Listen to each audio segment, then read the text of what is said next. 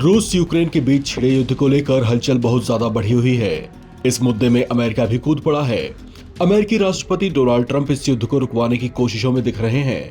हैरतअंगेज ढंग से इस युद्ध में अपने धुर प्रतिद्वंद्वी रूस को लेकर नरमी बरत रहे हैं, जबकि यूक्रेन, जिसे लेकर ये चर्चाएं रही हैं कि यूएस की पिछली जो बाइडेन सरकार इस युद्ध में उसका बैकडोर सपोर्ट करती रही है, वो यूक्रेन अमेरिका की नई डोनाल्ड ट्रंप सरकार के निशाने पर आ गया है।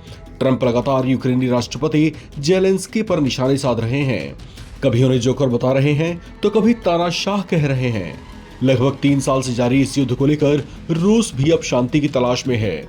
इसमें अमेरिका की ट्रंप सरकार का पूरा साथ उसे मिलता दिख रहा है, लेकिन यूक्रेन की चिंताएं शायद कुछ और ही हैं। अमेरिका से मायूसी मिलने के बाद उन्होंने यूरोपियन यूनियन का दरवाजा खटखटाया है और समर्थन की आस लगाई है। इस बीच एक बड़ी घटना ये हुई कि रूस के रक्षा मंत्री आंद्रेई बेलासोव ने रूसी सेना को अलर्ट रहने को कह दिया है, जिसके बाद कई तरह के कयास लगाए जाने शुरू हो गए हैं।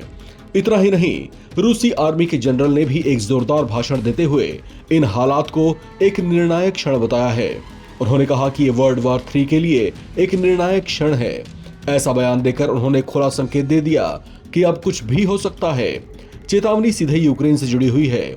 ऐसा लग रहा है जैसे यूक्रेन ने घुटने नहीं टेके तो रूस अब कुछ भी करने को तैयार है। पिछले दिनों रूसी राष्ट्रपति पुतिन ने खुद ये संकेत दिए थे कि वो जल्दी ही इस युद्ध में रूस की विजय को घोषित कर सकते हैं। उनकी ओर से ये संकेत तब आए थे जब हाल ही में सऊदी अरब की राजधानी रियाद में अमेरिका और रूस के एक प्रतिनिधिमंडल ने रूस यूक्रेन युद्ध को लेकर चर्चा की थी। एक तरफ ये वार्ता चल रही थी तो वहीं दूसरी ओर रूस यूक्रेन के शहर खेरसॉन में बमबारी कर रहा था, जिसकी वजह से बहुत बड़ी संख्या में लोग हताहत हुए हैं। आपको बता दें कि रियाद में रूस यूक्रेन युद्ध को लेकर जारी चर्चा में यूक्रेन से किसी को भी शामिल नहीं किया गया था, जिस पर दुनिया भर ने हैरानी जताई थी। खैर, अमेरिका ने यूक्रेन के राष्ट्रपति व्लादिमीर जेलेंस्की से यूक्रेन के महत्वपूर्ण खनिजों वाले सौदे पर हस्ताक्षर नहीं करने पर एलन मस्क के स्टारलिंक सैटेलाइट इंटरनेट टर्मिनल से अलग करने की धमकी दी है। मस्क की स्पेस एक्स कंपनी का हिस्सा स्टारलिंक को रूस के खिलाफ युद्ध में यूक्रेन के लिए महत्वपूर्ण माना जाता है और इसका नुकसान एक बड़ा झटका होगा और मॉस्को के लिए एक बड़ा फायदा हो सकता है।